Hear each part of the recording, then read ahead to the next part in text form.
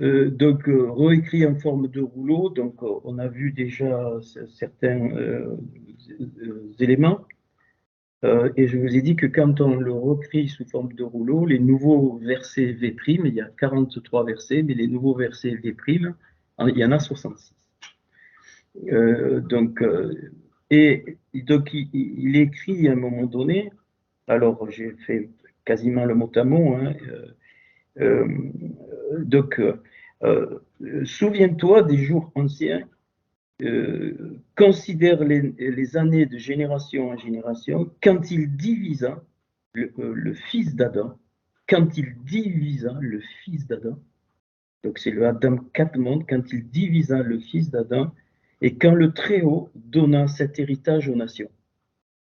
Donc selon le nombre des fils d'Israël. Donc les mitzéphar, et donc la racine c'est Sefer, le livre, donc selon ce qui vient du livre qui mentionne les 12 fils d'Israël, qui sont évidemment des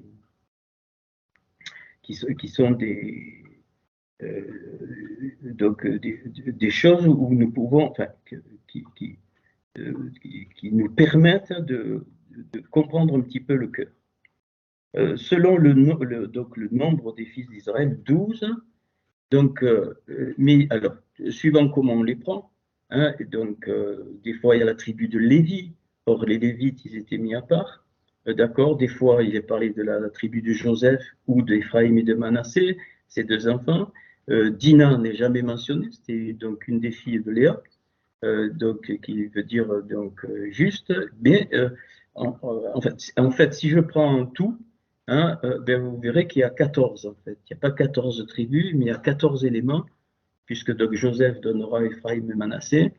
Dina n'est pas mentionné, donc, et puis les Lévites, eh bien, ils étaient donc au centre. Mais ça, c'est pas un souci. Donc ça veut dire que c'est pour ça que le 12 sort d'un autre monde. On achète 6 œufs, 12 œufs.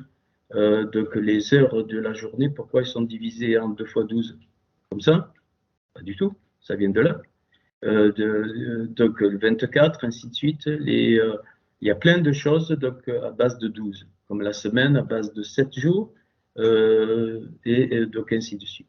Il y a 12 mois, chez les Juifs aussi, un 13e avec le double Adar, pour rattraper le lunaire par rapport donc au solaire. Donc ainsi de suite. On voit que, voilà, même donc les heures sont divisées en 60 minutes. 60, c'est 5 fois 12, et ainsi de suite. Les minutes, 60 secondes, ainsi de suite. Donc 3600, c'est divisible par 12. Les degrés, c'est 360 sur un cercle. C'est divisible par 12. C'est pas sorti comme ça. Hein, ça vient de là. Les 12 mazalotes, qu'on a traduit par les 12 figures du zodiaque que les divinateurs, les astrologues ont repris, mais qui sont une réalité dans la Torah. Job en parle, mais pas une réalité divinatoire, pas du tout. C'est que ce sont des signes, donc les constellations sont des signes que le fils d'Adam donc a été partagé suivant suivant les 12. Donc c'est pour ça qu'il y a 12 donc, tribus. Et il dit donc Jacob est le territoire de son héritage, car la portion de Yod et Vavé, c'est son peuple. Donc là, là, on est dans un sujet, c'est son peuple. Et alors, mais quand j'entends le peuple élu, le mot donc élite au sens du monde, c'est du n'importe quoi. Donc élu, donc dans le sens de la Torah, le Réchit, donc c'est un échantillon qui a été prélevé pour donner le modèle. C'est ça élu, c'est pas une supériorité.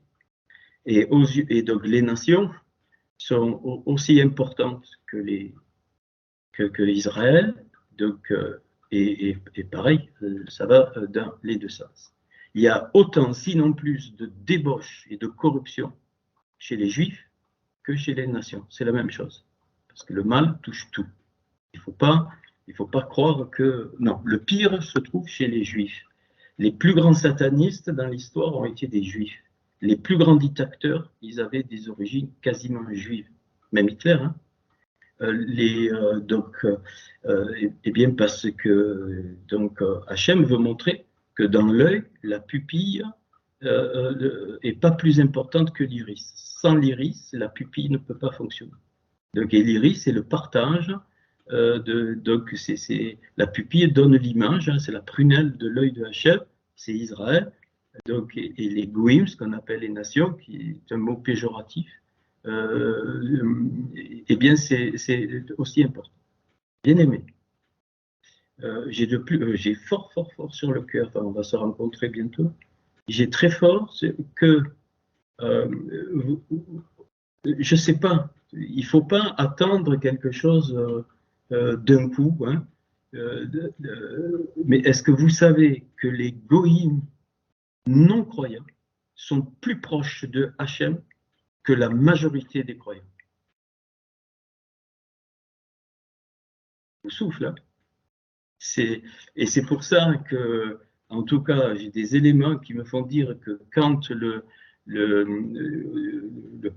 Mashiach va sortir, il y aura la majorité des guerriers qui vont le suivre, ce seront des gens du monde ou des gens qui se sont laissés transformer par la Torah. Mais même chez les Juifs, il y a beaucoup de Juifs qui vont s'opposer, comme ils se sont opposés à sa première venue, ça sera pareil. Donc c'est pas, je suis loin d'être contre les Juifs, pas du tout, hein, ni contre les goïms, pas du tout, mais c'est une réalité. C'est une réalité. Donc c'est pour ça que c'est important dans les temps qui viennent et dans la génération d'Élisha est une génération du cœur. Elle ne peut être que ça. Parce que l'épouse qui se prépare ne peut être que par le cœur. Ce n'est pas possible. Autrement, tu oublies. Tout ce qui, et ça s'accélère.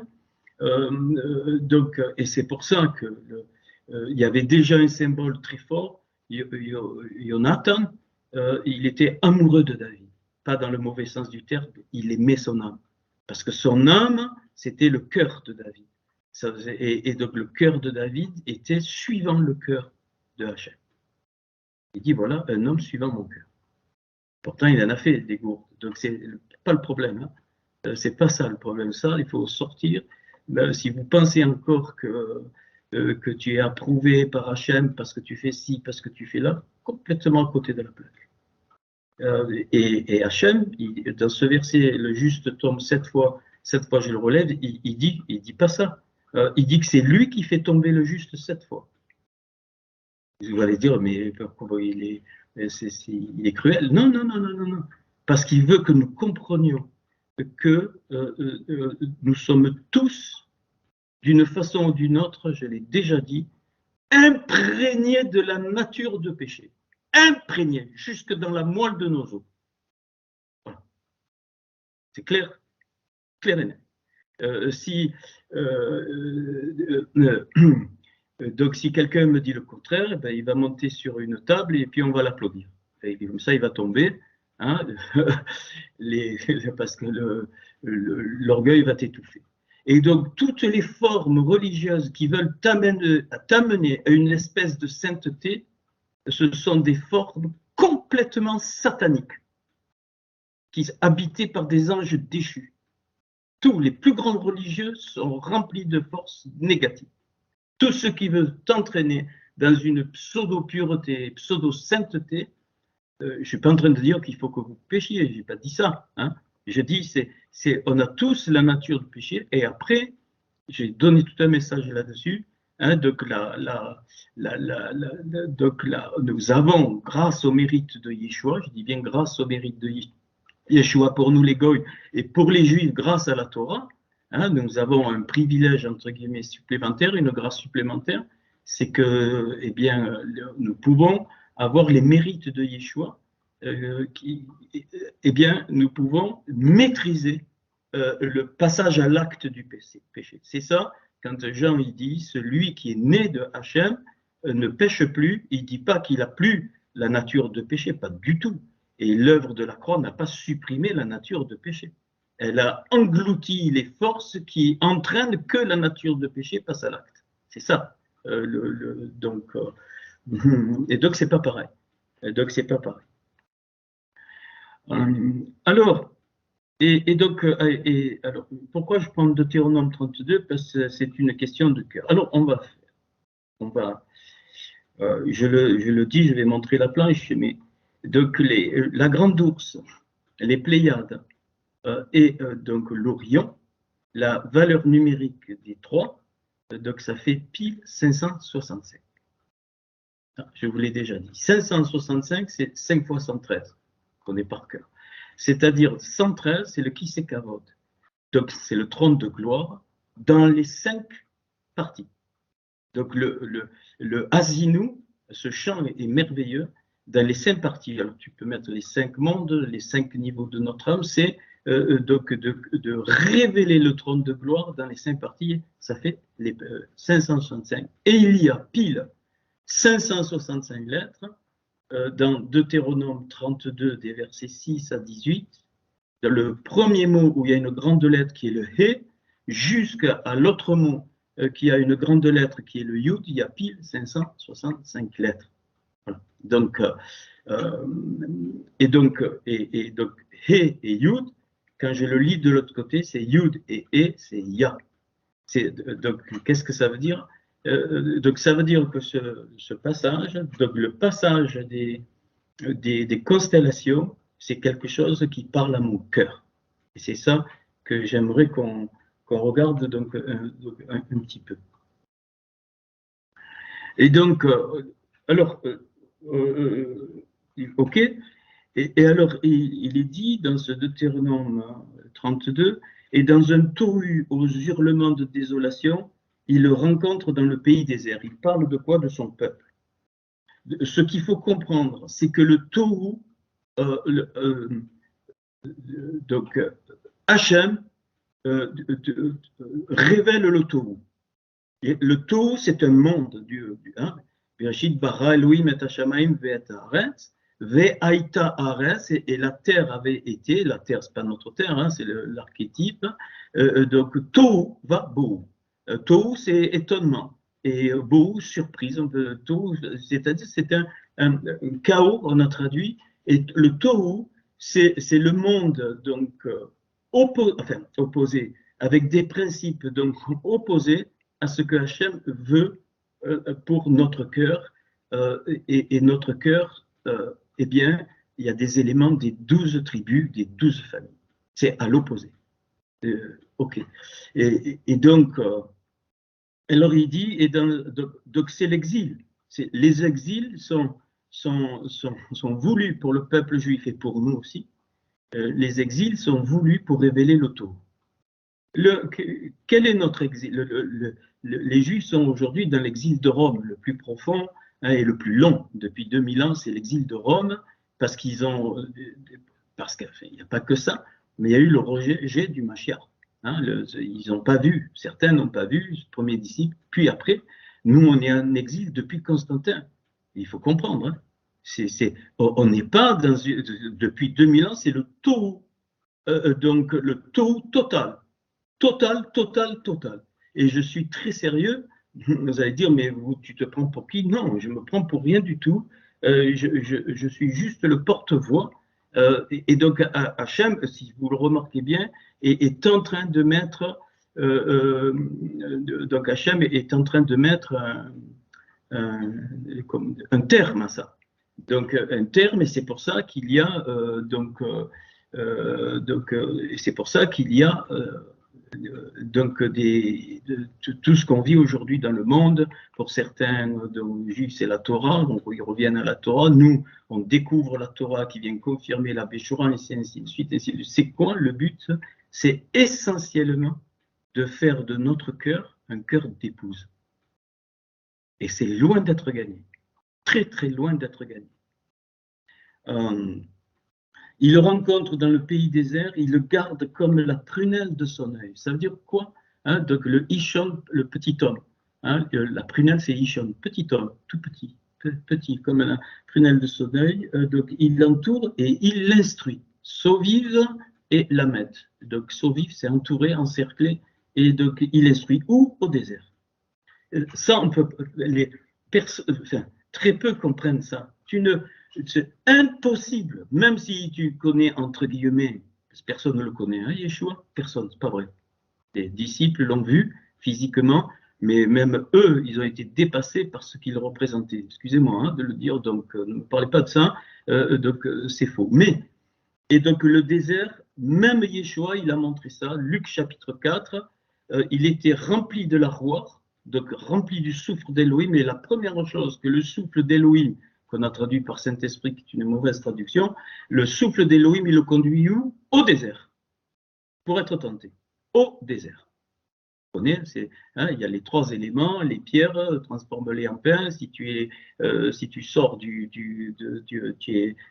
sors d'Elohim, donc jette-toi, ainsi de suite. On connaît ça. Eh bien, pour nous, c'est pareil. Mais le désert n'est pas négatif. Le désert est nécessaire pour qu'on puisse rentrer dans les chambres de notre cœur. Sans le désert, tu ne peux pas rentrer dans les chambres de notre cœur. Donc, une image, si tu vas dans un désert physique, une image physique dans un désert, il n'y a rien, absolument rien. Et les nuits, la nuit, le ciel est tellement clair, évidemment, si le désert, il pleut rarement, eh bien, tu sais que les yeux de Hachem te voient parce qu'il n'y a rien. Il n'y a rien, c'est que dans le désert que ton cœur est révélé. Et qu'est-ce que tu vois?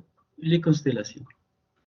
Toutes les constellations dans le désert du Sahara, dans les déserts du Negev, tout ça, c'est là qu'il y a la plus belle vue, il n'y a pas de lumière, donc il n'y a rien du tout. Donc, donc l'exil, nous avons aussi des exils personnels, hein, qui sont évidemment à l'image d'un exil collectif, mais ce n'est pas pour nous faire mal, hein, ce n'est pas du tout ça, c'est le seul moyen. Pourquoi? On le sait, pourquoi? Parce que on est un peuple Koured. Ce n'est pas que les Juifs qui sont au Koured. Nous avons le Horef, la nuque, qui est complètement serrée par Pharaon. Voilà. C'est-à-dire Pharaon qui sert quoi? Il coupe la relation entre le cœur et le cerveau. Donc la pensée et le cœur. Et le but de la sortie d'Égypte, c'était que la nuque soit lâchée pour qu'il y ait à nouveau eh bien, le passage donc, entre le cerveau donc, et le cœur. Hachem ne veut pas il n'a jamais dit qu'il veut enlever nos pensées, tout ça, mais il veut mettre donc en harmonie. Donc il étend ses ailes pour les porter, donc le peuple, les montant sur son plumage, comme l'aigle veille son nid, donc voltige sur ses petits. Et aucun dieu étranger n'était avec lui, avec le peuple. Yod et Vavé, seul le guidait. Et il mange, c'est toujours Deutéronome, mais lu sous forme de robot. Et il mange le produit des champs, toujours le peuple, et il le monte sur la hauteur de la terre, et de l'huile du rocher en silex très dur, il suce le miel du rocher. Ok. Puis après, donc, il y a quelques niveaux qui correspondent au cœur. Puis avec la graisse des agneaux et des béliers, la crème du bétail et le lait du troupeau, avec l'abondance du meilleur froment, donc, et les boucs fils de Bazan, qui veut dire de fertile, hein, Bazan ça veut dire fertile, et engraissé, Yeshurun. Très important ce verset, et engraissé, Yeshurun, c'est celui qui est droit.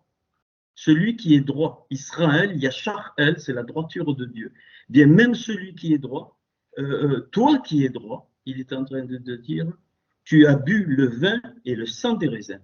Tu as bu le vin et le sang des raisins, donc c'est un enivrement de quoi? Eh bien, de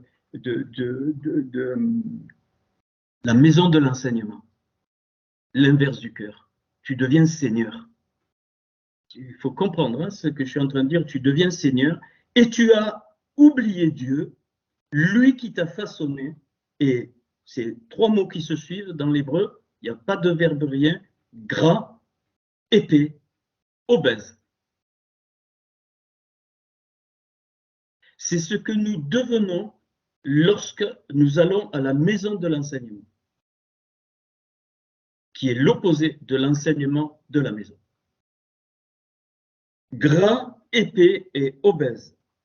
Shamanta avita kachit. Et c'est des mots très très forts qui ont tous donc le tav, évidemment, mais le yud et le tav, et en particulier le kachit, c'est-à-dire donc obèse, c'est-à-dire que donc la maison de l'enseignement ne peut produire que de l'obésité. Ouais, c'est tout. Alors, je vais. Et donc, il parle, et le peuple rend jaloux donc Dieu avec des dieux étrangers. Les dieux étrangers, c'est pas des idoles. Hein. Vous savez, il y a, dites-moi, combien il y a de grandes religions, entre guillemets, dans le monde entier? Bon, les 3 monothéistes qu'on connaît, mais tu vois, vous avez les hindous, les bouddhas, ainsi de suite, ils sont des milliers, des milliards, ainsi de suite. Eux, ils montrent une idolâtrie, certaine, évidente. Mais ce n'est pas cette idolâtrie-là que Hachem. Ça, c'est des civilisations, on ne sait pas pourquoi, c'est comme ça, on n'a pas pointé du doigt. Mais si un hindou de tout son cœur, il pense servir Dieu en traitant des idoles, Dieu regarde son cœur. Ne pensez pas que Hachem,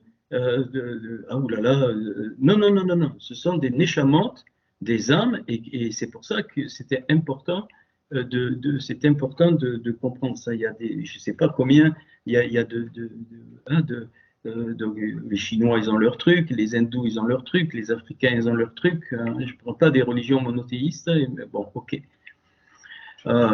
Et même sur Ishmaël, il y a une bénédiction. Attention, hein, Ishmaël, il ne faut pas croire que Ismaël, donc l'islam, c'est pas vrai, c'est faux.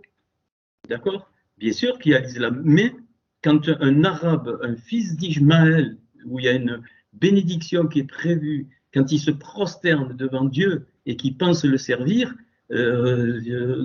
Hachem voit son cœur. Bien sûr, il est dans le mensonge, tout ce que tu veux, mais Hachem voit son cœur. Amalek, c'est différent.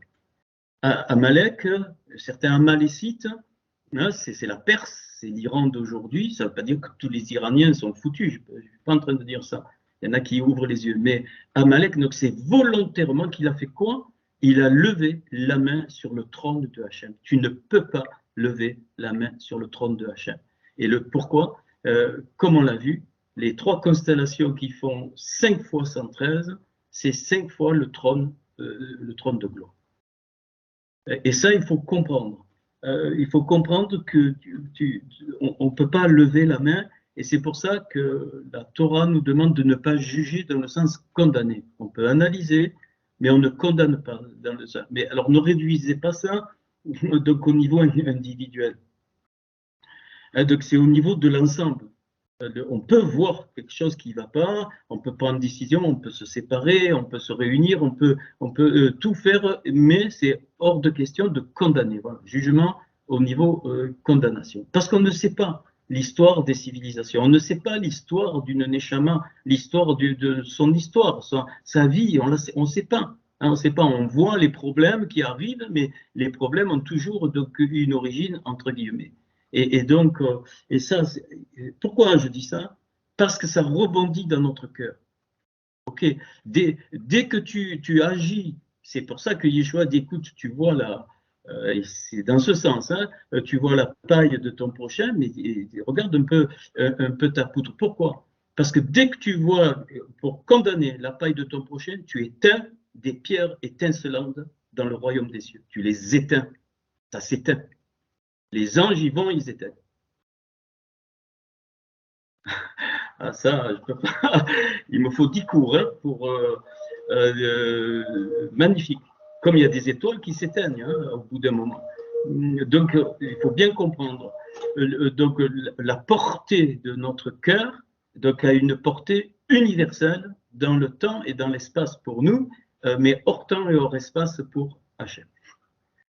Et ne pensez pas que rien, rien n'est, que tout est comme ça. Bon, non, non, non, non, tout est inscrit depuis toujours, tout est inscrit, tout est là, tout est vivant. Même quand tu es enfant, tu es là.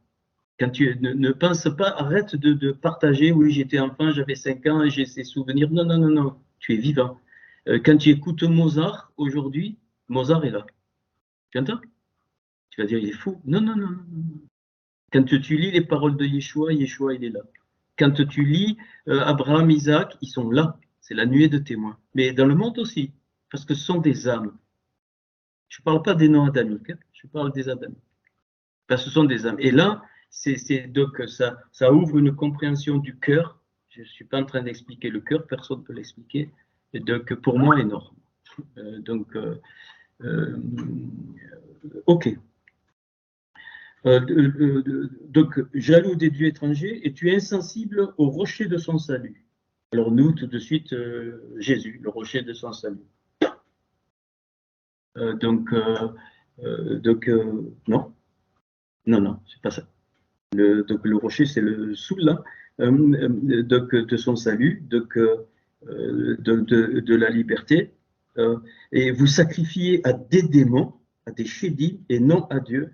Avec vos abominations, vous l'irritez. Depuis, des nouvelles sont venues de divinités non connues par eux, et tu as oublié le rocher qui t'engendra. Ah. Tu as oublié le rocher qui t'engendra au profit des divinités non redoutées par vos pères. Et Yod-Heva a été outragé, car tu as négligé Dieu qui t'a fait naître. Et le mot négligé, tu as abandonné, c'est Téchi. C'est là que s'arrête le fameux Yud grand, et c'est entre ce que je viens de lire qu'il y a pile 565 lettres. Ok. Alors, on va reprendre un petit peu. Je suis obligé, c'est dommage, j'aime bien vous voir, de faire un partage d'écran, mais c'est pas grave. C'est obligatoire. Alors, donc on va reprendre. Là, on a entamé le cours depuis un moment. Ok. Voilà, vous criez si vous ne voyez pas.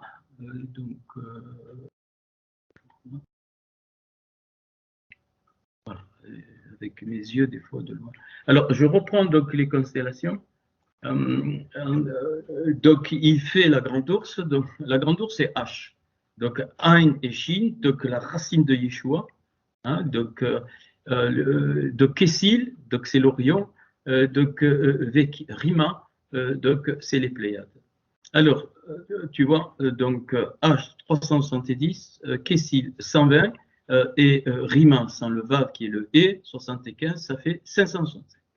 Donc, ce qu'on vient de lire, c'est pile 565 lettres, donc 5 fois le trône de gloire. Puis il est dit, donc at kacher, donc c'est-à-dire attaches-tu, nous, Maadanot, donc les liens, donc des Pléiades, ou tu détaches les, ou Mosherot Kessil Terra, donc où tu ouvres les cordes de l'Orient.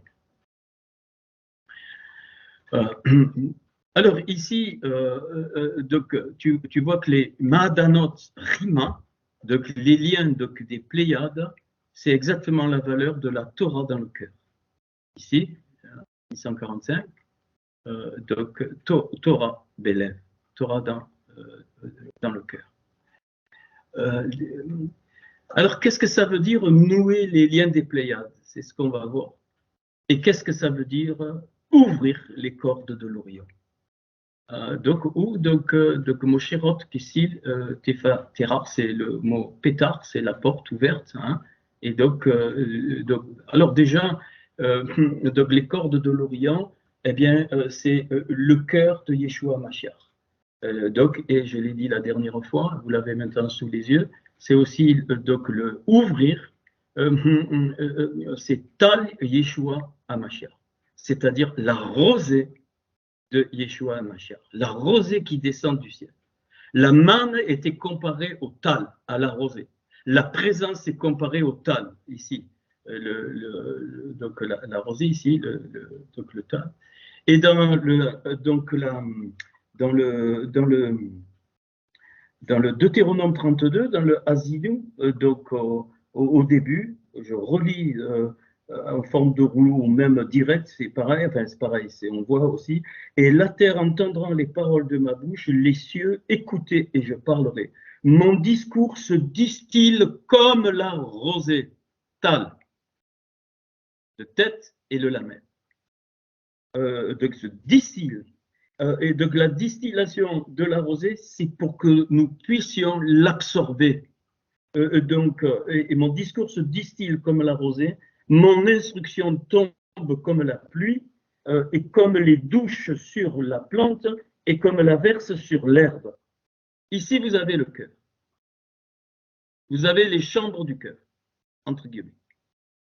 Une chambre où il faut qu'il y ait la rosée, une chambre où il faut qu'il y ait la pluie, une chambre où il faut qu'il y ait la douche, et une chambre où il faut qu'il y ait de la verse sur l'herbe.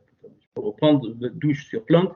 Donc l'instruction tombe comme la pluie et le discours comme donc la rosée. Ah, ok, on continue un petit peu. Je ne peux pas tout. C'est très difficile par Skype de démontrer parce qu'il me faudrait, je l'ai dit, plusieurs plans. C'est pas grave. Hein, c'est Job 38-32 maintenant. Donc voilà, déjà, alors on arrive un petit peu à comprendre un petit peu. On va voir. Job 38-32. Restez jusqu'au bout, s'il vous plaît. Hein. Ne vous découragez pas. Je suis obligé de poser des éléments. Après, vous allez comprendre des choses à la fin. Donc Jaïl et Mazzaroth, donc le zodiaque. Donc en son temps. Eh bien, zodiaque à son temps, tu vois, c'est exactement Torah ou Béchora. C'est-à-dire, donc il divise le fils d'Adam, donc suivant les tribus d'Israël, ça c'est la Torah, et puis donc ou la Béchora, et il partage, suivant cette division, il partage les nations. Donc, est remarquable, et la grande ours ici, l'autre orthographe de la grande ours ici, Vayesh, donc ici, okay. Donc Vayesh ici, c'est exactement les lettres de Yeshua. Donc la grande ours avec ses petits dans un autre, alors il est dit sur ses fils, Ol, je me suis trompé, c'est pas Nanera, c'est Banera, donc sur ses constructeurs, sur ses fils, Taneshem qui les guide. Et là, eh bien, cette expression-là, c'est aussi 565, 5 fois 113. Donc qu'on vient de voir tout à l'heure, sur les fils qui les guident. Et la grande ours sur ses fils qui guident eux. Et donc ici, la grande ours est clairement donc attribuée donc à Yeshua. Et ça sera le centre de notre cœur. Donc le principe du Yeshua, donc c'est le centre de notre cœur. Alors le cœur, il a un ventricule, une oreillette, les deux, ça fait 2 oreillettes, 2 ventricules, et au milieu la paroi qui fait la jonction.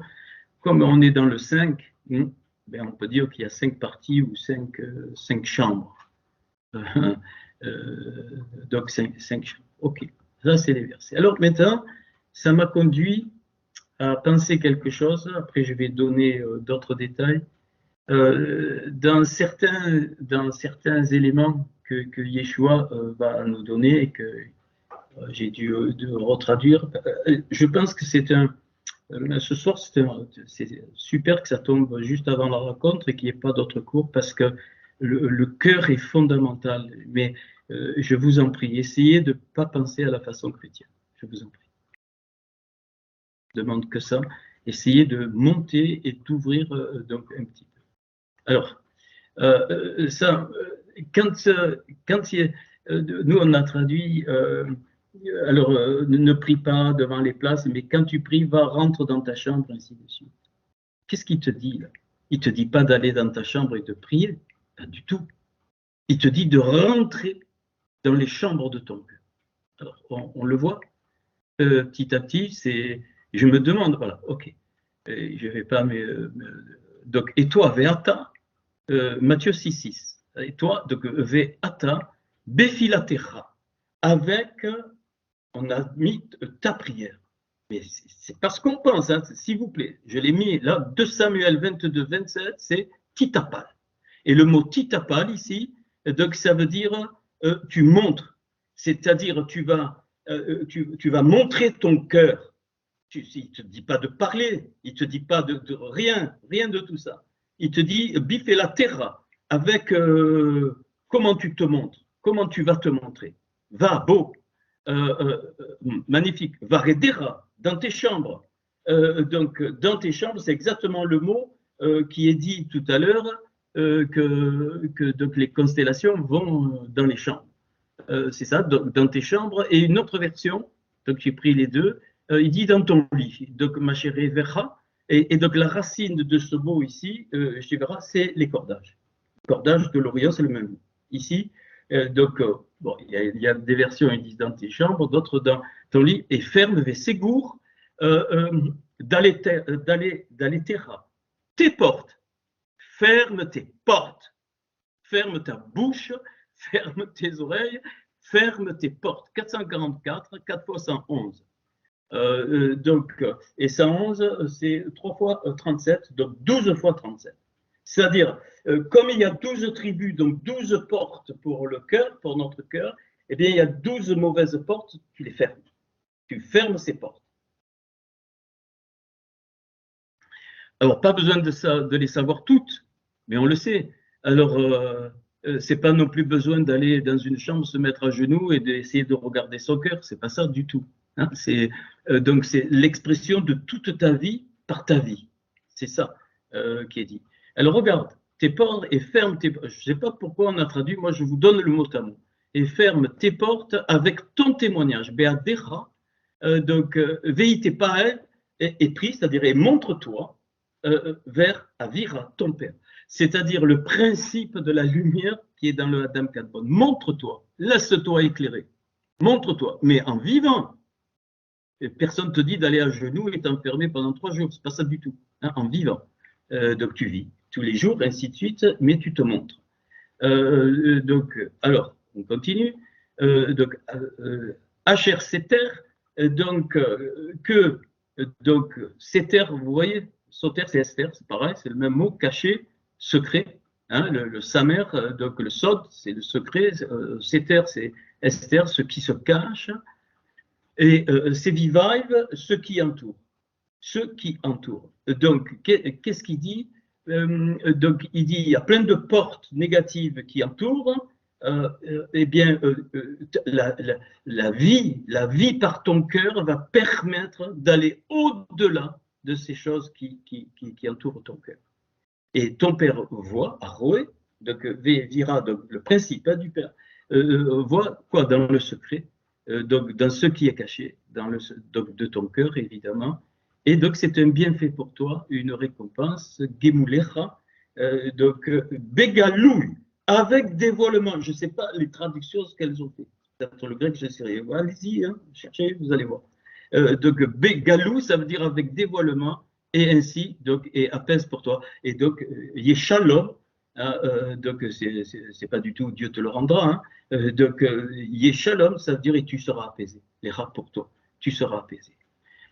Parce que si on n'est pas dans le shalom c'est quoi? C'est l'apaisement. Donc, l'apaisement, comment? Par le secret de ton cœur qui est mis à nu. Le secret de ton cœur qui est mis à nu devant le principe du Père des Lumières, du Adam Kadmon, et ce n'est que dans ce shalom que tu vas pouvoir voir eh bien, les choses qui doivent être corrigées, entre guillemets, de la part de Hachem. Donc ça, c'est Matthieu 6,6. Puis un autre texte avec les Pléiades, quand Yeshua dit « il y a plusieurs demeures dans la maison de mon Père ». Il faut se poser la question. Hein. Et donc, on sent que c'est bien lié donc, aux constellations qui vont dans les champs. Alors, j'ai pris Jean 14, 1. Donc, Hal, non. Yerat, brisé, donc Livrem, donc votre cœur qui est ici. Hein. Donc, Aminon, Be'Elohim. avec donc ton cœur ne sera pas brisé si tu comprends que la Hémouna, elle sort de Dieu, de Elohim, tu vois. Donc, quand j'ai mis ayez foi pour vous contenter à Minou, donc ayez foi donc, de ceux qui sortent de Elohim, de Bé-Elohim. Donc, ou Rémo comme Ken, ainsi à Minou avec foi avec nous. C'est-à-dire comme cette foi qui vient d'Elohim, donc des mondes d'en haut sort de moi. Il ne dit pas d'avoir foi en Yeshua. Foi en Yeshua, ça veut dire quoi? Ça ne veut rien dire. Yeshua n'est pas Dieu. Puis même, on n'a même pas, on n'a pas foi non plus en Dieu. C'est faux. Ça, c'est l'homme qui a inventé ça. C'est la foi de Hachem. Je suis un vase de la foi de Hachem qui descend donc en moi. Ok. Et puis, donc il y a plusieurs demeures dans la maison de mon père. Regardez, Jean 14, 2, vous l'avez sous les yeux. Et il dit, mais où note Ravot, donc des présages en abondance. Je traduis, hein, mot à mot, tu ne me trouves pas autre chose. Meunot Ravot, Niptsao, à trouver. Donc des présages en abondance à trouver. C'est quoi? Il parle des présages des cieux. Hein, les astrologues, ils ont fait des conneries. Mais les présages des cieux, ça veut dire les présages dans notre cœur, à trouver, bébait, dans la maison de mon père. La maison de mon père, c'est ta maison là-haut. C'est ça que tu dois trouver, mais pas à chercher comme ça, elle se révèle toute seule. Et regardez, et c'est pour ça les liens des Pléiades, le mot Ma'adanot, eh bien c'est la même racine que Meunot, les présages. Je ne sais pas pourquoi. Hein, voilà, donc il dit que les nombreux présages donc, à trouver dans la maison de mon père, eh bien c'est ça qui va faire donc, les liens. Et donc, Bemunot, bon, je l'ai mis, hein, c'est 572, là, ici, donc avec présage, c'est Bemunot 574, mais si tu enlèves le bet, Munot, présage, c'est 572, et Ma'adanot, c'est-à-dire avec les liens, dans les liens, c'est la porte. 570, c'est une porte. Donc, on est exactement dans le cœur, mais en relation avec les constellations. Alors, là, je vous montre que le Adam Kadmon. Alors, et puis il dit je vais en mon lieu. Je vais en mon lieu, c'est le Makom. Donc, ici, et donc son lieu, c'est le Yad Makom, c'est-à-dire par le moyen de ce lieu, eh bien, c'est le Adam Kadmon. Ça, j'y reviens pas, c'est ceux qui viennent de l'Est, donc on va le voir. Puis il dira je suis le chemin, la vérité, la vie, à Derer, à Emet, à Chaim, ça fait pile 760. 760, c'est Mosherot qui sont dans les Pléiades, les cordes. Hein, détaches-tu les cordages, c'est exactement le chemin, la vérité donc, et la vie. Ok. Puis notre texte, donc 3, hein, notre texte, donc quand vous les relirez, vous verrez que c'est ce que vous lirez sur la terre sera lié dans les cieux, ce que vous délirez sur la terre sera lié dans les cieux. Et par cœur. Donc voilà. Donc il dit donc et Asher Théaserou. Regarde le mot Théaserou. C'est encore Esther. C'est encore le secret, la même racine. Assour. Donc et Assour, c'est attacher le secret, attacher ce qui est caché, attacher ce qui est à l'intérieur. Hel donc Haaretz. Donc ici dans le monde donc matériel. Donc Assour.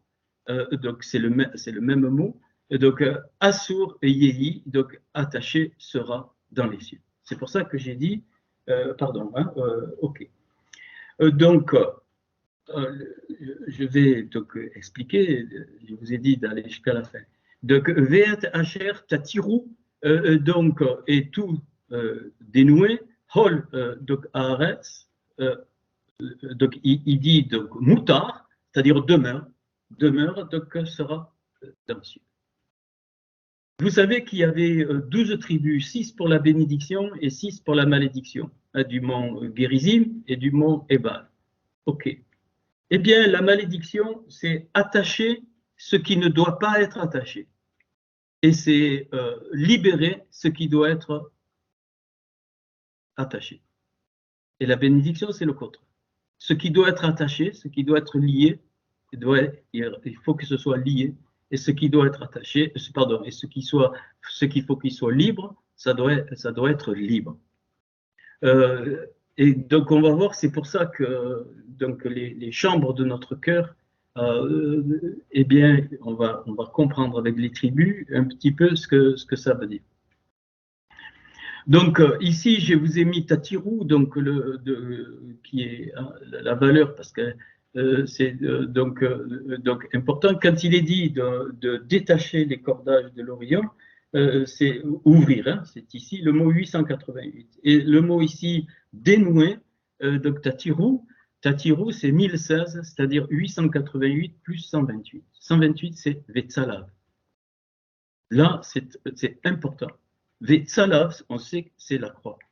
Le principe de la croix, et Vetsalav, je le redis, c'est, regarde, l'hameçon du cœur. La main bête. Donc là, on est en plein dans, on est en plein dans la substance même de ce qu'il y avait de toute éternité dans le Adam Kadmon. C'est donc l'hameçon du cœur, c'est ça qui va donc attacher les choses et c'est ça qui va détacher donc les choses. 128, c'est ça là, et donc donc ça permet de dénouer. C'est ce qui doit être dénoué, évidemment. Alors, je ne peux pas tout détailler, je vais continuer pour qu'on comprenne. Donc ça, donc vous voyez que lié sur la terre, c'est pas du tout ce qu'on pense. C'est dans notre cœur que ça se passe. C'est dans notre cœur, dans les chambres de notre cœur que ça se passe. Bien alors, bien on revient vers constellation. Ben, il y a 12 tribus. Et donc tribus. Je vais le montrer tout à l'heure, qui était ordonné suivant l'Est, le midi, ça c'est l'ordre de départ des tribus. Dans le livre des nombres, j'ai oublié de vous mettre la référence, donc il y a même le nombre des hommes, alors il y a plein de significations, mais je ne fais pas ça ce soir. Donc il y avait un ordre de départ donc, des tribus. Bien, là, je vais le montrer tout à l'heure. Donc la tribu qui ouvrait, c'était la tribu de Yehuda, qui était à l'est, donc qui était Kedema. Hein, Kedema, qui est ici, l'est, c'est Kedema. Et donc, elles étaient. Alors, pensez toujours au cœur, vous allez voir. Hein, elles étaient donc marquées par le drapeau, ou le dégel, hein, la bannière, du camp marronné. Donc le drapeau du camp, si tu vois, ça fait 140, 103 plus 37, ça fait 140. Donc 103, c'est équivalent de la Emouna, 37, c'est le Yeshua, et 140, c'est Koum, se lever. Se lever, donc, ou la résurrection. C'est-à-dire que notre cœur est mort, ou le cœur même d'un ensemble, il peut être mort. Et donc c'est pour ça qu'il y a une bannière, un drapeau du camp qui doit se lever. Mais il y a 4 camps fondamentaux, hein, okay, qui sont donc les tribus étaient disposées, donc les 12 tribus en 3 x 4, enfin 4 x 3, et donc la tribu de Yehuda était accompagnée d'Issachar et de Zébouloun, hein, qui sont là. Donc je vous ai remis donc les significations. Donc ce qu'il faut comprendre, c'est que il y a, j'allais dire, notre vie ressuscite à tout instant. Nous sommes morts, mout dans le sens de la Torah, mout, et donc la réparation permet la résurrection. C'est-à-dire chaque fois nous naissons. Notre vie, dans les éléments importants, est une naissance. Donc, Yehuda part en premier, accompagné d'Issachar, je ne sais plus où je suis, voilà. Accompagné d'Issachar et de Zébouloun. Ok. Et donc, à chaque tribu, il y avait un prince de la tribu caractéristique. Donc, et pour nous, c'est un principe. Eh bien, pour Yehuda, c'est le Narshon, donc celui qui est du serpent. Et ici, le serpent Narash, là, ici, il n'est pas négatif. Narash, ça représente aussi le Mashiach. Hein, c'est la même valeur. Narash 358 et le Mashiach 358. Donc ici, c'est ceux qui sont donc du Mashiach, du serpent de guérison dans le fameux désert, Ben, donc fils de quoi? De Aminadav. Aminadav, ça veut dire mon peuple généreux. Donc, déjà dans les chambres de ton cœur, il va falloir trouver il y a un éclaircissement sur la générosité, parce que la générosité vient de quoi? De loin. Elle vient de l'huile, et l'huile, c'est le Mashiach. Ok. Issachar, donc c'est un salaire qui est donné, son nom il veut dire ça, et donc lui, son prince, c'est Netanel ben Souar, c'est-à-dire le don de Hachem,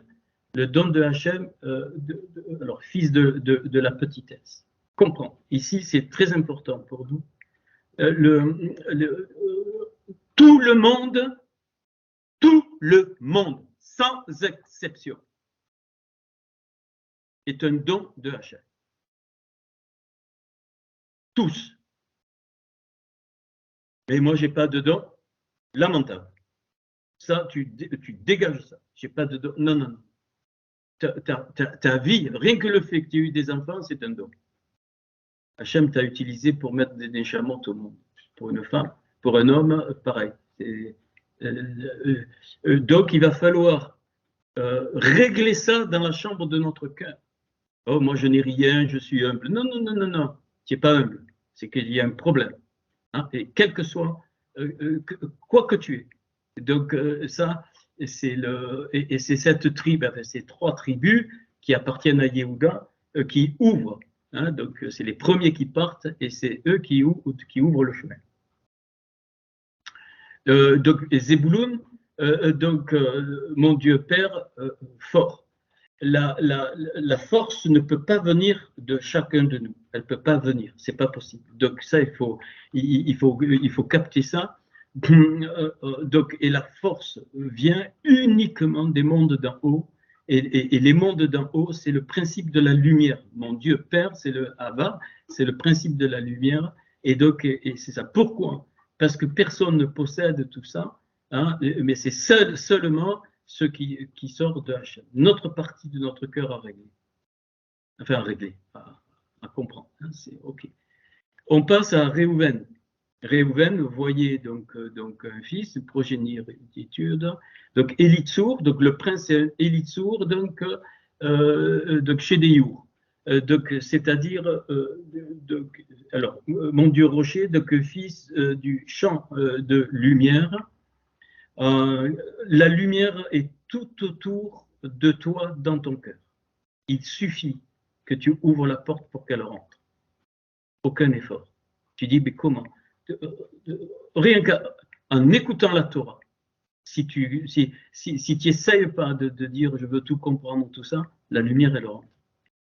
Donc, et à ce moment-là, tu deviens un élitsour, c'est-à-dire que Hachem est ton rocher, pas dans le sens chrétien, Hachem est ton rocher, c'est-à-dire tu sais très bien que ton étincelle, elle est d'en haut et que tu es né avec tout. Donc forcément, la lumière est déjà en toi, mais elle est cachée. Elle est cachée quoi? Par toutes ces portes qui entourent l'obscurité. C'est pour ça qu'il dit ferme tes portes, ferme les portes qui te donnent l'obscurité, pour trouver donc, cette lumière. Shméon, celui qui entend, et évidemment, celui qui entend, celui qui réfléchit, celui qui essaie de comprendre, entre guillemets, donc la Torah. Et c'est pour ça que dans cette génération d'Élysée, il y aura des vrais enseignants, pas des conneries et des conneries et des conneries que je ne peux plus supporter. Des vrais enseignants qui vont, qui sont loin pour ça, dans la Torah, pour donner des lumières, et pas tout le monde est appelé à ça. Et donc ce prince, le prince qui dirige ça, la tribu de Shiméon, c'est Dieu m'a paix, et il est fils de mon rocher puissant. Voilà. C'est pourquoi? Parce que quand tu entends la Torah et qu'elle devient vie dans ton cœur, alors tu es dans le shalom. Pourquoi tu es dans le shalom? Parce que tu n'as plus besoin de prouver quoi que ce soit. Je vais massacrer, bien aimé, plein de choses. Si je vois veux prouver quoi? On n'a rien à prouver. Rien, rien, rien à prouver. Voilà. Et donc, c'est pour ça que la Torah me parle du Beit Shalom, la paix dans la maison. On sait c'est pour la famille, mais c'est aussi pour nous, dans la maison de notre cœur, et ça devient donc une force. Donc, à ce niveau-là, celui qui entend, ça veut dire c'est celui qui trouve son identité, donc où il n'y a aucune comparaison, donc forcément aucune jalousie, et ainsi de suite, et ainsi de suite. Tant qu'il y a des trucs comme ça révèle ton cœur. Ça révèle le cœur, des parties du cœur qu'il faut, tous, on a des aspérités dans le cœur. Gad, celui qui est heureux, d'ailleurs qui est le contraire de Dag, le poisson, hein, c'est pour ça qu'on dit poisson heureux comme un poisson dans l'eau. Donc Eliasaph, Reuel. Alors là, il y a il est dit dans ce passage de Nombre, dans Nombre 1, il est parlé de Deuel au lieu de Reuel. Bon, et donc quand il y a une anomalie comme ça, c'est que ça nous apprend quelque chose. Donc Dieu, il regarde, en fait, il ajoute, ça veut dire il ajoute quoi? Il ajoute l'amitié avec la connaissance. Hein, Reuel, ça veut dire Dieu connaît. Et forcément, c'est pour ça qu'Abraham était appelé ami de Dieu. Ami de Dieu, c'est connaître, pas dans le sens connaître, expliquer, pas du tout. Donc c'est joindre la différence. Et donc comment tu deviens un ami de Dieu quand tu arrives à joindre la différence avec tes frères et sœurs? Celui qui dit qu'il aime Dieu et qu'il n'aime pas son frère qui est juste en face de lui, nul, zéro. Tu peux pas. Si vraiment tu aimes Hachem, tu aimes ton frère. Et aimer son frère, ça ne veut pas dire que tu es d'accord avec lui. Non, non, non. Ça veut dire que tu acceptes l'autre façon de voir, qui peut être différente et qui tu rentres pas. Donc Dieu ajoute quoi? L'amitié à la connaissance, c'est-à-dire donc à la notion, on peut dire donc du corps ici. Puis après, il nous est dit, donc après ces 6 tribus qui ouvraient le chemin, les Lévites sortaient. Hein, donc le camp des Lévites, je ne vais pas le faire, donc le camp des Lévites, je vais peut-être en parler tout à l'heure, le camp des Lévites qui eux-mêmes donc, avaient donc, un ordre. Les Lévites étaient constitués de 3 familles. Vous vous souvenez, les Gershon, les Merari et les Kéatites, hein, les 3 familles. J'ai fait un schéma donc, qui entourait donc le Mishkan, hein, qui entourait, il y avait une disposition particulière donc, des tribus avec le Mishkan. Alors, après donc, les Lévites, eh bien, on passe donc, à l'ouest, Yama. Alors, Yama 55, ça révèle quoi? L'épouse. Terminé. Hein, bon, ça, c'est donc Éphraïm de fertilité. Donc, la fertilité de la pupille et la fertilité de l'iris. Donc, la fertilité des Juifs et la fertilité des Goïms. J'en parle pas. Et donc, le prince, c'est donc Elishama Mihoud, c'est-à-dire Hachem, Shema, comme Israël, Shema, il entend, et mon peuple, splendeur. Il entend quoi, Hachem? Il entend quoi? Il entend les cris de ton cœur. Il entend les cris de ton cœur. Et tu sais qu'il te voit comme Od. Tu vois le mot ici? J'ai mis splendeur parce que c'est le mot Od ici. Donc le He, le Vav et le Dalet, c'est Ami Od. Ami Oud. Donc, et Amioud, c'est mon peuple splendeur. Mais tu ne réalises pas comment Dieu voit son peuple. Tu ne réalises pas. Tu réalises pas. J'ose dire quelque chose. Il a mis toute sa émouna pour son peuple. C'est pour ça qu'il le voit Hod. Alors, comment peut-on ne pas nous voir comme Hachem nous voit? Et donc, et Hachem entend les cris de notre cœur. Tu n'as pas besoin de faire du bruit. Tu peux être sûr que toute ta vie est entendue. Tout, sans exception. Pas besoin de demander. Rien. Il entend tout. Et donc, et c'est ça. Il n'y a pas de technique. Il n'y a pas de technique de connexion, il n'y a pas de technique de faire pour acquérir rien, absolument rien. Si vous ne redevenez comme des petits-enfants, vous ne verrez pas le royaume et vous n'entrerez pas dans le royaume.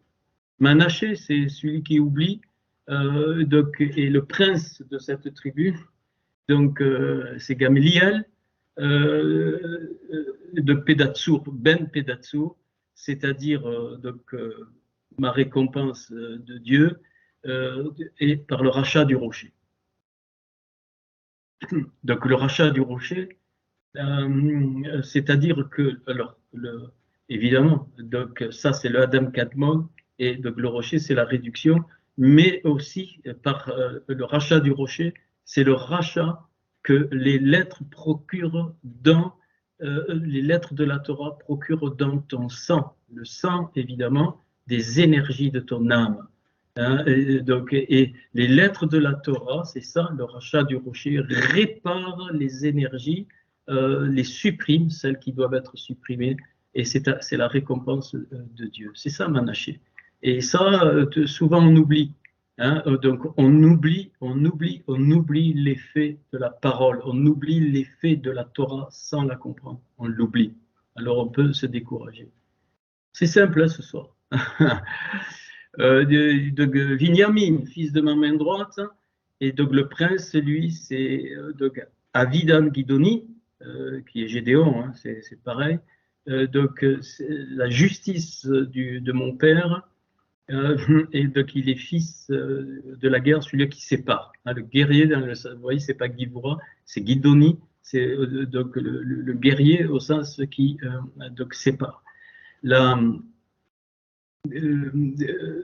voilà. Donc, cette justice de Hachem, et c'est ça qui te recrée. C'est ça qui recrée ton cœur. Ok, je vais peut-être en parler enfin, tout à l'heure, je sais pas. Dan, donc la justice, donc lui, le prince, c'est Oriezer, donc Amishadai, donc c'est-à-dire le secours de mon frère, et il est fils de mon peuple puissant. Qu'est-ce que c'est qui donne la puissance dans un peuple? C'est les interconnexions et les vraies aides concrètes.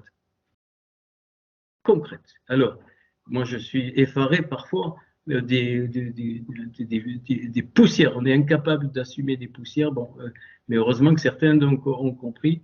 Et donc, même le monde a compris ça. Hein, donc, l'entraide partout, l'entraide, même chez les religieux, ça existe. Et ça donne un peuple qui est puissant. Ça, c'est des éléments qui vont être, ces 12 portes, c'est des éléments qui vont se développer dans la génération d'Élysée. La génération d'Élysée sera une génération du concret, très, très, très concret. Ok. Donc, Asher, qui veut dire aller droit, c'est Yachar, et c'est la rencontre, Dieu nous rencontre. Hein, donc, le Pagiel, c'est le Dieu qui rencontre elle, c'est Dieu. Hein, et Pagi, c'est la rencontre, c'est-à-dire le face-à-face, et qui est le fils du trouble. Ne t'entends pas, écoute bien, quand Hachem travaille, forcément, tu es troublé, tu es dérangé. Donc ça, c'est normal. J'ai oublié de dire, c'était Tsifona. Donc le nord, c'est le symbole de la richesse. Tsifona, c'est le symbole de la richesse. Et enfin, Naphtali, qui est mon combat. Et donc le prince, c'est donc Oricha, donc Einan, c'est-à-dire le frère du mal, fils de celui qui a des yeux. C'est-à-dire que tu ne dois pas refuser, enfin, tu ne dois pas comment dire, t'élever contre le mal. Oui, il y a du mal partout, mais ce mal permet d'ouvrir les yeux sur ce qui est bien et aussi parce qu'il y a plein de questions. De plus en plus, les gens se poseront donc des questions. Voilà. Donc ça, c'est quelques petits éléments. Alors, on continue. Voilà la disposition des tribus. Alors, vous verrez ça, vous avez la planche. Alors, ce que j'ai trouvé, donc, bon, la correspondance des pierres et des tribus, vous la connaissez, je vous les ai déjà données. Donc, enfin, en regardant un petit peu, Ruben représente les lois de la nature. Je crois que je vous les ai dit, mais on va voir autre chose. Donc, Judas, c'est l'âme, et Aser, c'est l'harmonie. Ok. Lévi, c'est le peuple. Zabulon, c'est l'individu. Et Binyamin, c'est l'alliance. Ok. Alors, vous avez déjà ici deux champs. Allez, le ventricule et l'oreillette, c'est comme ça. Puis, ici, Dan, avec la hyacinthe, mais ça, c'est les pierres, ça va avec. Donc, c'est l'autorité. Les gloires, Nephtali et Gad, c'est donc la royauté. Et en bas, dans l'autre chambre, Shiméon, Issachar, Yosef, c'est sagesse, intelligence et amour. Sagesse et intelligence, date, c'est pareil, l'amour, la date, c'est la même chose. Ce qui était très intéressant, c'est que quand tu ajoutes ici, vous avez le détail, vous pourrez vérifier, les valeurs donc, des tribus et des pierres, donc ça, eh bien, au total, tu obtiens, j'ai oublié de mettre la décomposition là, de 73-18, mais c'est pas grave, c'est ce que je voulais montrer, ça fait 73-18, mais on va le voir dans la prochaine étape. Il ne faut pas oublier les Lévites qui entourent le tabernacle avec les tribus donc autour, qui l'entourent sous forme de bêtes, mais renversées. Je vais le montrer tout à l'heure. Donc bêtes, ça fait 2. Donc 73, 18 et 2, ça fait 113, 20, 60 fois 122. C'est-à-dire que les 12 tribus qui sont donc des 12 portes de notre cœur, eh bien, 60 c'est l'épouse et 122 c'est Tsalah, la croix, la moisson du cœur. Même la disposition du camp révèle, révèle le cœur et ce qui se passe dans notre cœur. Alors, c'est ici. Donc voilà le bête en jaune. Vous aviez donc au milieu donc trois familles. Merari, Gershon et Kehat, dans le livre des nombres, c'est Gershon est à l'ouest, Merari il est au nord, j'ai oublié donc Kehat, donc il est ici au midi, et là à l'entrée il y avait Moïse, Aaron et les fils d'Aaron ici, et c'est de l'est. Hein. Donc on sait que l'ouverture se fait de l'est. Dans la description du futur plan du temple, dans Ézéchiel 48, eh bien, il est dit que le prince rentrera du Kédem donc par l'est. Donc j'ai remis donc, en français les tribus tout autour. OK. Et donc ça vous montre ici donc, la maison, le bête à l'envers, donc ici. Et donc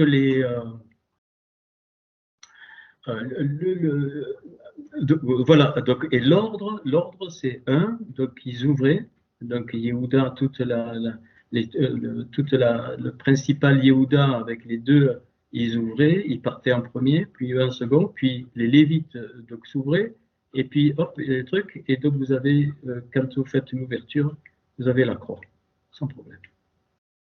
Ok. Donc c'est pas pour rien qu'ils partaient dans cet ordre. Après, il y a des éléments, mais c'est juste pour vous montrer. Et ça, c'est notre cœur, symboliquement. 1, 2, 3, 4 et le centre. 2 ventricules, 2 oreillettes et la parole au milieu. Ça, c'est notre cœur. Okay. Alors maintenant, qu'est-ce qu'on peut apprendre avec ce qu'on a vu donc tout à l'heure, hein, lié, délié? Eh bien, je vous donne juste quelques lumières, mais ça va s'ouvrir et vous allez comprendre des choses donc même individuelles. Ok. Alors, je présente d'une autre façon. Je vais le présenter avec les constellations. Alors, j'ai donc la grande ours qui est au milieu, ici, la paroi. Et puis, donc, droite et gauche, ou gauche-droite, ça dépend comment. Donc, on le regarde. Donc, les Pléiades, les Pléiades donc, et l'Orion. Et donc ici, donc, à Tkacher, donc nouer. Qu'est-ce qu'on doit nouer? On doit nouer par l'humilité, on doit se nouer, s'attacher à la vérité, ici. Donc, à l'opposé, l'orgueil nous fait nous attacher des aliments, toutes sortes d'aliments. Donc, en gros, donc ici, eh bien, par l'humilité, et c'est moi qui décide, je m'attache à la vérité. La vérité ne peut pas sortir de l'orgueil. Je ne peux pas m'attacher à la vérité par l'orgueil. Ce n'est pas possible. Donc, il est impossible de dire je connais toute la Bible par cœur, donc j'ai la vérité. C'est complètement à l'opposé. Impossible. Et donc, l'humilité, c'est quoi? C'est reconnaître ce que je n'ai pas.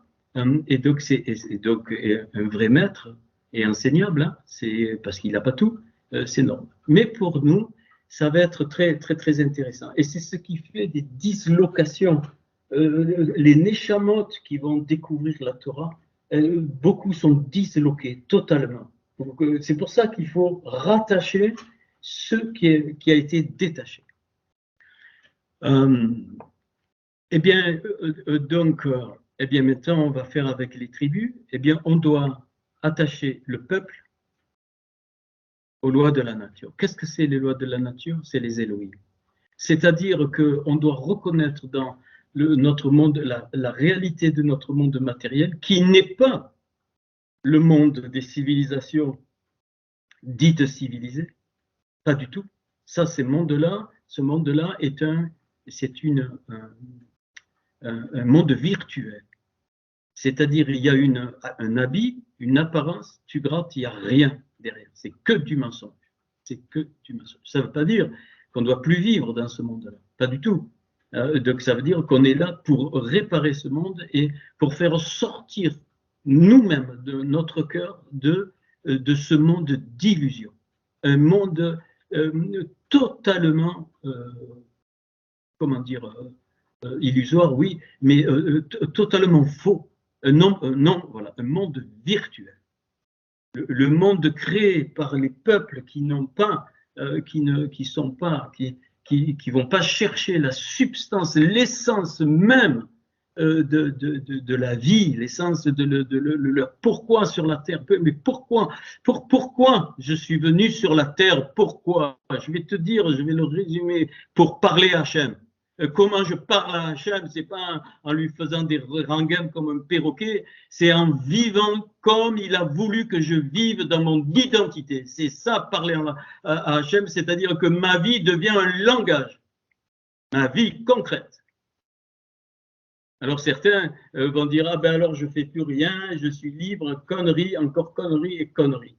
C'est-à-dire si le peuple ne s'attache pas aux lois des Elohim, aux lois de la nature, c'est un peuple qui va éclater totalement. Il rentre dans l'illusion. Et notre monde, nos mondes dits de civilisation, eh bien, sont vraiment plus que dans le virtuel. C'est quelque chose de terrible.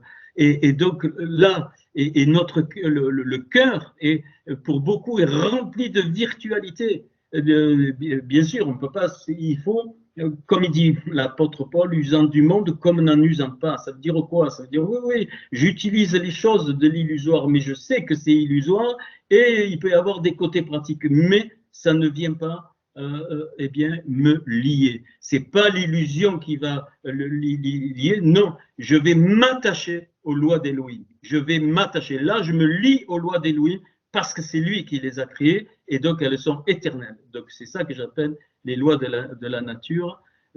Et donc c'est attacher Lévi et Réhouven, ces deux tribus.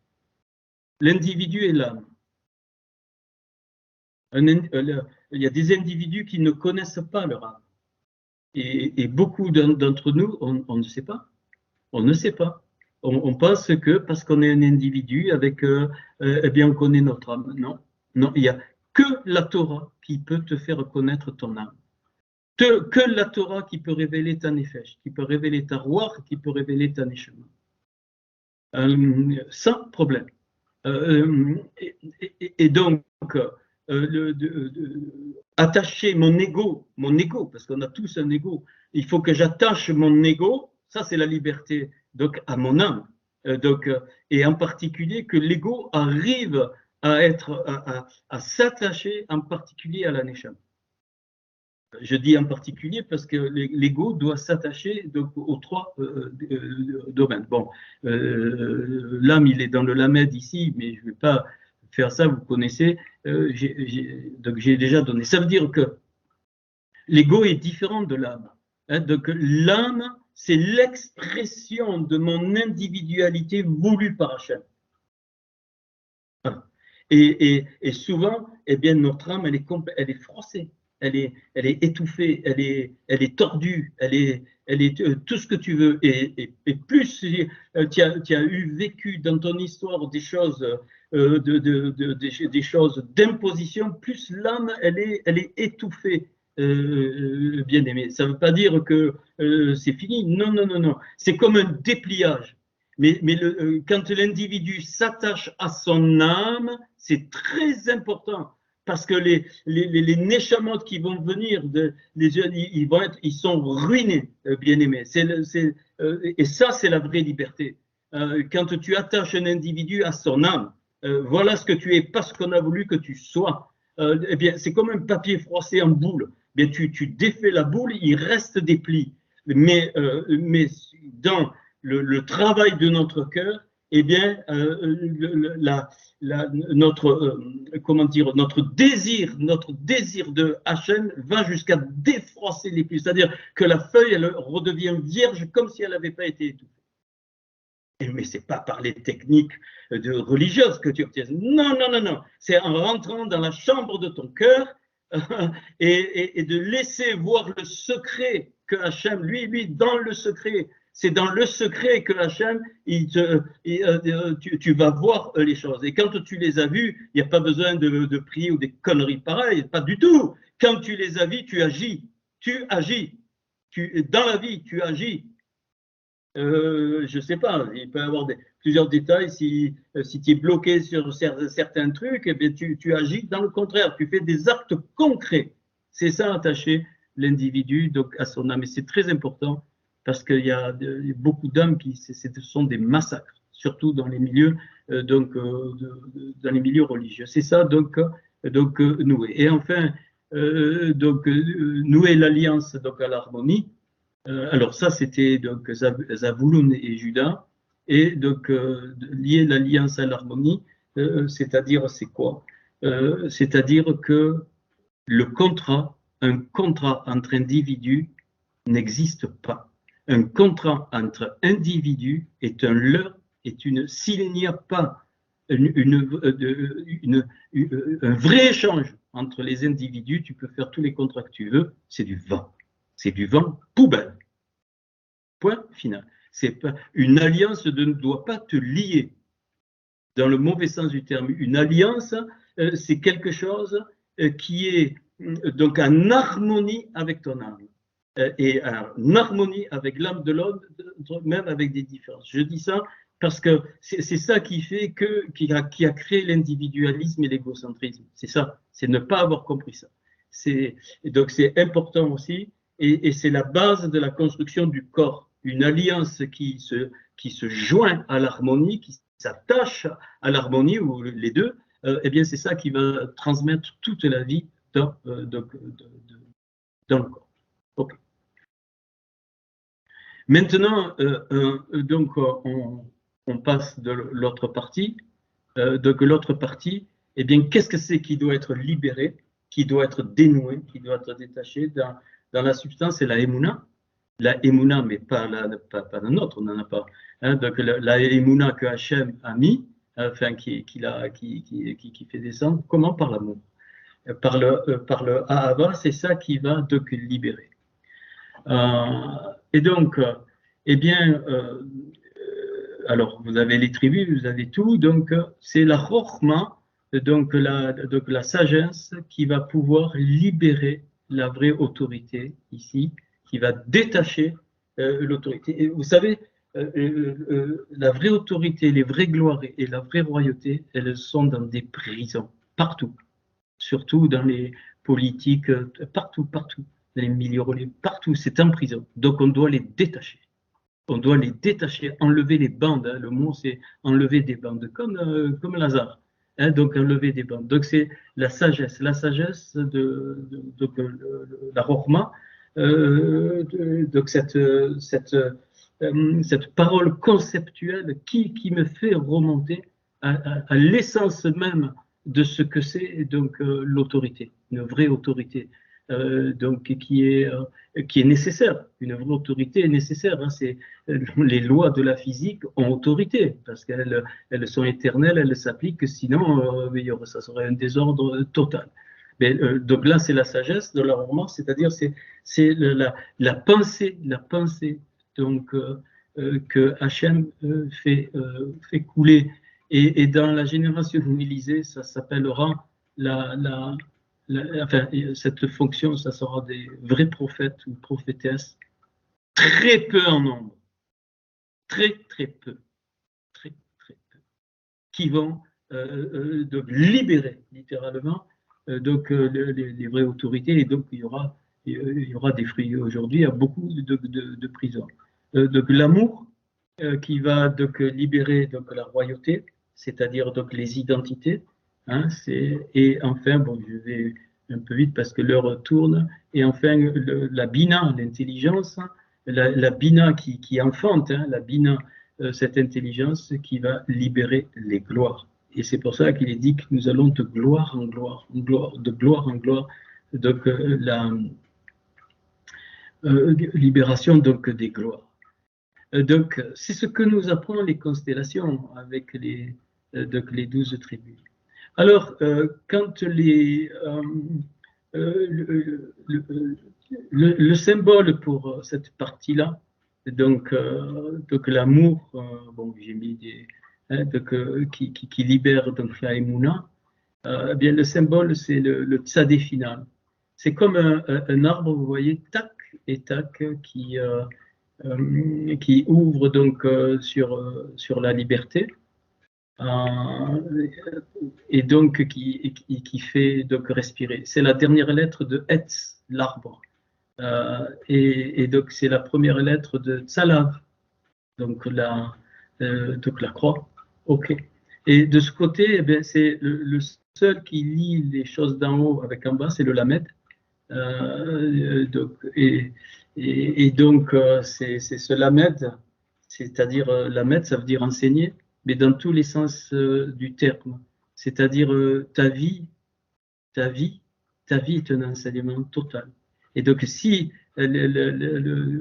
ton cœur entend la Torah, ben, tu vas vivre la Torah, tu vas rayonner la Torah. Tu deviens un chandelier, je l'ai déjà dit. Et donc, tu vois que les deux lettres, Tzadé et Lamed, donc c'est Tzal, l'ombre.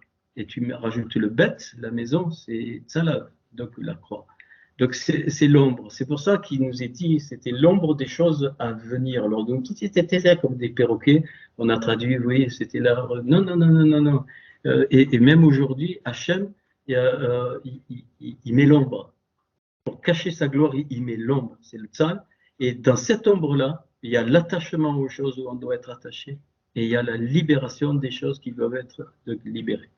Et tout ça est centré par la grande ours, donc ici, donc le Hayesh, qui est la racine de Yeshua, je l'ai dit, et qui va amener donc l'union de la foi et de la vérité qui va donner donc la lumière, et l'union de l'amour et de l'humilité qui va donner donc la vraie connaissance. Et donc, donc le centre, la paroi, donc va faire donc quoi? Eh bien, il va faire vibrer ce cœur. Il va faire vibrer ce cœur au rythme des mondes d'en haut et non plus des mondes d'en bas. Magnifique. Et alors, c'est pour ça que dans Deutéronome, verset 6, il y a l'expression les Yod et Vavé, pour Yod et Vavé. Tout ça, donc c'est les 12 tribus, les constellations, ça veut dire que le cœur entièrement pour Yod et Vavé. Il n'y a pas une autre alternative. Aucune autre alternative. Tout est pour Yod-Hé-Vav-Hé. Tout. Tout. Donc, tout ce que tu peux faire est la conséquence de lui. Je suis obligé de dire lui, de l'entité qu'on appelle Yod-Hé-Vav-Hé. Et c'est pour ça que Paul va rappeler, nous sommes de lui, par lui, pour lui. C'est parce que nous sortons de lui que nous sommes pour lui. Donc où est le sujet de se glorifier? Où est le sujet? Non, non, tout travail que tu fais, même pour Yod-Hé-Vav-Hé, s'il ne vient pas de Yod-Hé-Vav-Hé, poubelle. C'est pour ça que Paul ramène ça dans Corinthiens. Il dit, ok, pas de problème, mais vous avez le fondement, entre guillemets, le rocher. Là, ça sort les rochers dans Deutéronome 32, mais faites attention avec quoi? Parce que tout brûlera. Et bien aimé, cette histoire de cœur est vitale. Ça m'est venu, cette histoire de cœur est plus que vitale. S'il n'y a pas le cœur, tu oublies tout ce qui va se produire, poubelle. Vraiment. Donc, et chacun. Alors, je l'ai dit, pourquoi? Le cœur, c'est fondamental à ce niveau, parce que c'est la seule chose où Hachem, peut-être il y aura des questions, où Hachem n'interviendra pas. Hachem n'intervient pas sur le cœur. Il l'a créé, il a sorti de lui et il le laisse libre. C'est la seule chose. Il a décidé, enfin, j'ai compris ça, quand je dis il, c'est pas une personne, décidé que nous avons un cœur autonome et c'est à nous à travailler le cœur. C'est pas Hachem. Pas Hachem. Alors vous voyez, on est loin des messages chrétiens. Hein.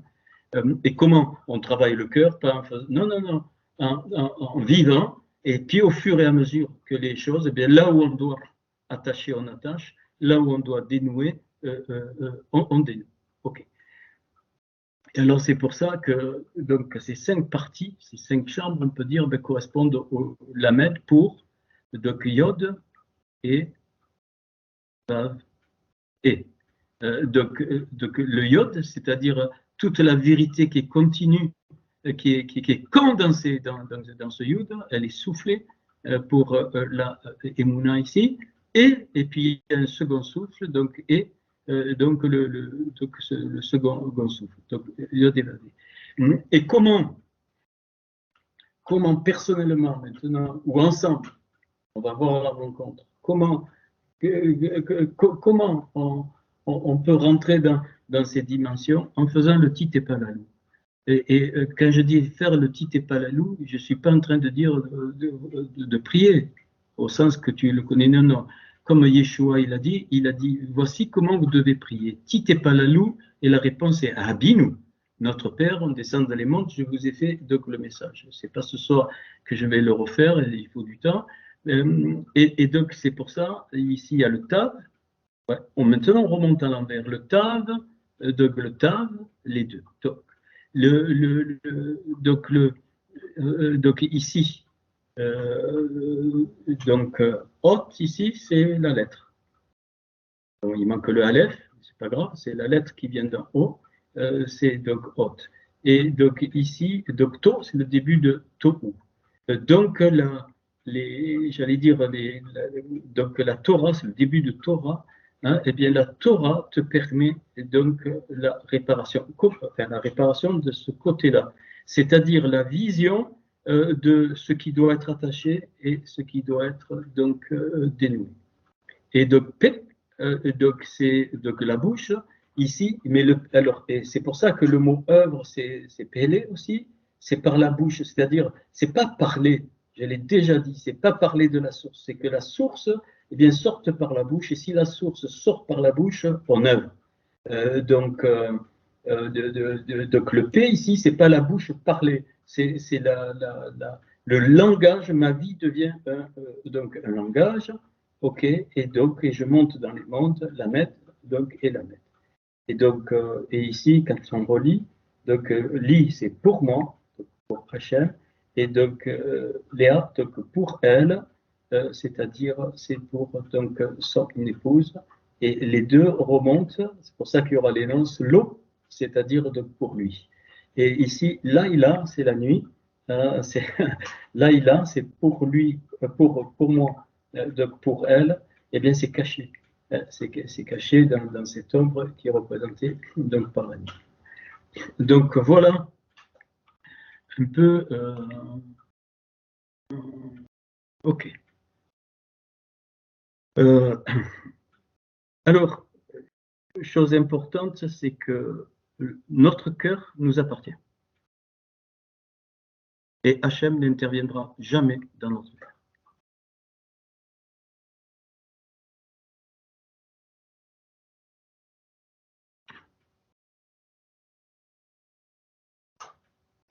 Voilà un petit peu un complément du message de mercredi dernier. Et après, il faut rentrer dans la pratique. Donc, dans la pratique, ben, c'est pas difficile. Il faut vraiment, j'allais dire, une ouverture du cœur. Alors là, c'est le comble que je dis. Hein. Voilà, j'ai fini. Je vais arrêter l'enregistrement.